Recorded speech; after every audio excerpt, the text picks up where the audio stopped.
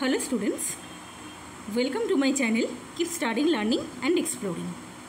আজকে আমি SLST জিওগ্রাফির জন্য জিওগ্রাফিক্যাল থট এই চ্যাপ্টার থেকে কয়েকটা ছোট বিষয় তুলে ধরছি যেগুলো আমাদের SLST পরীক্ষার জন্য MCQতে খুব ইম্পর্টেন্ট এবং প্রায় আমাদের এই বিষয়গুলো একটু এদিক ওদিক হয়ে যায়। যেমন মনে করো এই জিওগ্রাফিক্যাল থটে ম্যান নেচার রিলেশনশিপ বা মানুষ প্রকৃতি সম্পর্ক কিন্তু একটা কোর থিম, তাই তো?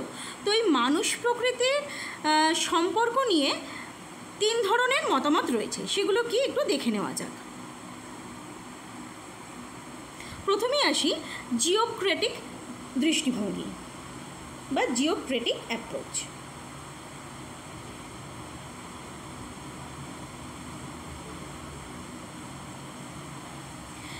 জিওক্রেটিক, এই জিওক্রেটিকে জিও এটা না একটা গ্রিক শব্দ।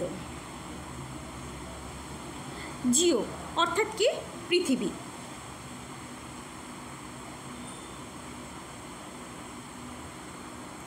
এবং এই যে ক্রেটিক এই কথাটি এসেছে ক্রেসি থেকে। ক্রেসির অর্থ হলো কোনো কিছু শাসন করা। তার মানে জিওক্রেটিক বলতে আমরা বুঝতে পারি, যদি আমরা এই শব্দটার মানে এইভাবে ভেঙে যদি আমরা ব্যাখ্যা করি তাহলে হচ্ছে কি পৃথিবীর শাসন। অর্থাৎ এই দৃষ্টিভঙ্গি অনুযায়ী পৃথিবী অর্থাৎ সেই প্রকৃতিই চলে আসছে। আমার কি বোঝাচ্ছে না, প্রকৃতির ভূমিকা মানে মানুষের সমাজ, জীবন ও জীবনধারা এগুলো সবই প্রাকৃতিক পরিবেশ দ্বারা নিয়ন্ত্রিত হয়। প্রাকৃতিক পরিবেশ এগুলো নিয়ন্ত্রণ করে।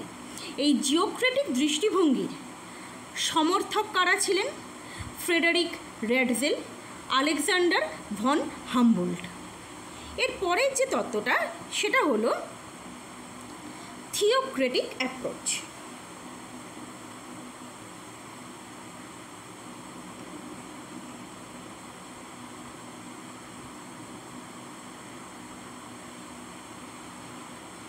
থিওক্রেটিকের এই থিও এটাও একটি গ্রিক শব্দ, এর অর্থ হলো ঈশ্বর।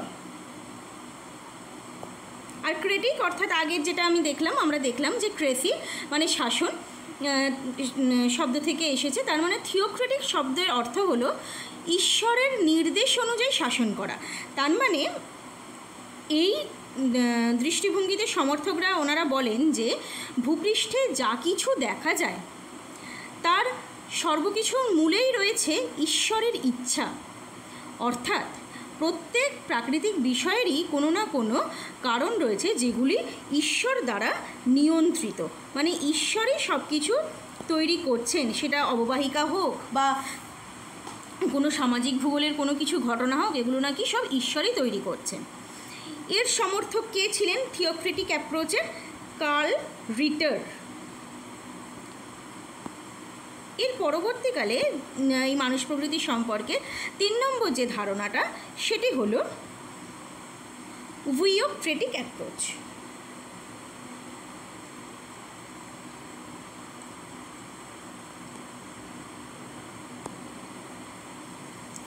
ভিওক্রেটিক, ভি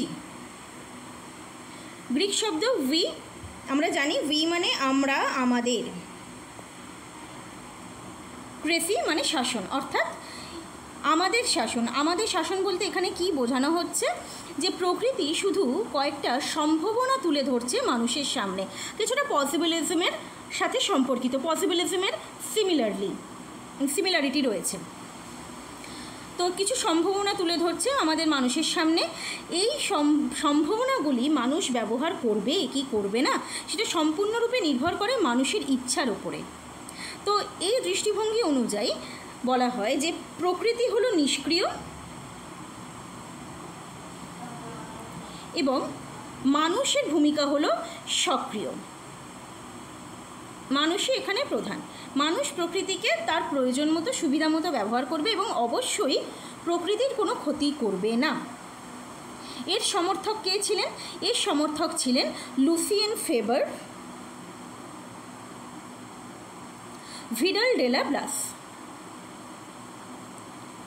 তাহলে এই যে মানুষ প্রকৃতির যে সম্পর্ক, মানুষ প্রকৃতির সম্পর্কগুলোকে দার্শনিকগণ এইভাবে ব্যাখ্যা করেছেন। এইবারে দেখো, আমাদের ভূগোলে 3টি বৈশিষ্ট্য থাকে। তার মধ্যে একটা হলো মানুষ প্রকৃতির সম্পর্ক, তার মধ্যে এই দৃষ্টিভঙ্গিগুলো রয়েছে। 2 নম্বর বৈশিষ্ট্যটা হলো আঞ্চলিক পৃথকীকরণ, বা যেটাকে আমরা বলি রিজিওনাল ডিফারেন্সিয়েশন। আঞ্চলিক পৃথকীকরণ এটা কি বোঝাচ্ছে? মানে পৃথিবীতে প্রত্যেকটা এলাকারই নিজস্ব কিছু বৈশিষ্ট্য রয়েছে। যেমন আমরা বলি যে প্রত্যেক মানুষের চরিত্র কীরকম হবে, এই যে মানুষের চরিত্র এটা ম্যান টু ম্যান ভ্যারি করে, ঠিক সেই রকমই কোনো ল্যান্ডস্কেপের ফিচার্স বা বৈশিষ্ট্য কীরকম হবে এটা প্লেস টু প্লেস ভ্যারি করে। একটা জায়গা থেকে আরেকটা জায়গা আলাদা, খুব স্বাভাবিক ব্যাপার। মালভূমি থেকে পর্বতের বৈশিষ্ট্য আলাদা, আবার উপকূলের থেকে মরুভূমির বৈশিষ্ট্য আলাদা। দুটোই কিন্তু এই আর্থ সারফেসের, এই প্রত্যেকটা ল্যান্ডস্কেপে কিন্তু আমরা আর্থ সারফেসের মধ্যে দেখতে পাচ্ছি। ঠিক আছে, তাহলে প্রতিটি এলাকায় কিন্তু তারা গুণগতভাবে অদ্বিতীয়, এবং এইভাবেই তারা একে অপরের সাথে আলাদা। এবং এইভাবেই কি হচ্ছে, এই যে মরুভূমির থেকে উপকূলের বৈশিষ্ট্য আলাদা, তার মানে কি মরুভূমির আর উপকূলের মাঝখানে একটা সীমারেখা রয়েছে, অবশ্যই সেটা প্রাকৃতিক সীমারেখা, তাই না? 3 নম্বর বৈশিষ্ট্যটা কি? 3 নম্বর বৈশিষ্ট্যটা হলো অবস্থান বা লোকেশন। কি বোঝাচ্ছে? মানে কোনো জায়গার অবস্থানও কিন্তু একে অপরের থেকে পৃথক। পর্বতের অবস্থান আলাদা, মালভূমির অবস্থান আলাদা। নিশ্চয়ই পর্বতের ঢালে নিশ্চয়ই উপকূল অবস্থিত হবে না, তাই না? তাহলে প্রতিটা স্থানই তার অবস্থানের দিক থেকে অদ্বিতীয়। এইটা কি আমরা বলে থাকি দৈশিক অবস্থান, বা আমরা এভাবেও বলতে পারি যে যেহেতু দৈশিক অবস্থান বা অবস্থান তো ভূগোলের একটা গুরুত্বপূর্ণ বিষয়। যেমন ইথিওপিয়ার অবস্থান একরকম ভৌগোলিক দিক থেকে, অক্ষাংশ দ্রাঘিমাগত দিক থেকে, ঠিক সেই রকমভাবে মায়ানমারেরও অবস্থান একরকম ভৌগোলিক দিক থেকে, অক্ষাংশ এবং দ্রাঘিমাগত দিক থেকে। তাহলে আশা করি এই যে বিষয়টা আলোচনা করলাম আজকে তোমাদের সাথে, তোমরা কিছুটা হলেও বুঝতে পেরেছো। এখান থেকে কিন্তু এমসিকিউ আসার হাইলি চান্সেস রয়েছে। তো তোমরা খুব ভালো করে ভিডিওটা দেখো। কোনো ডাউট থাকলে অবশ্যই আমাকে জিজ্ঞাসা করবে। কেমন লাগলো ভিডিওটা অবশ্যই জানিও। থ্যাংক ইউ সবাইকে, অল দ্য বেস্ট।